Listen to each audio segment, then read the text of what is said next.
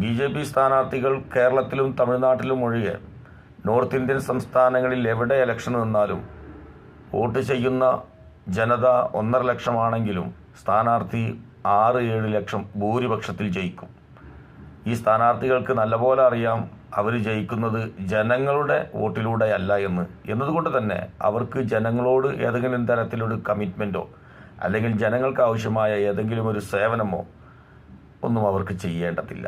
അതുതന്നെയാണ് ഇന്ത്യ രാജ്യത്തെ BJP സ്ഥാനാർത്ഥികൾ വിജയിച്ച എല്ലാ മേഖലകളിലെയും മുഖ്യമന്ത്രിമാർ ചെയ്തുകൊണ്ടേയിരിക്കുന്നത്, അതല്ലെങ്കിൽ MP മാർ ചെയ്തുകൊണ്ടിരിക്കുന്നത്, MLA മാർ ചെയ്തുകൊണ്ടിരിക്കുന്നത്.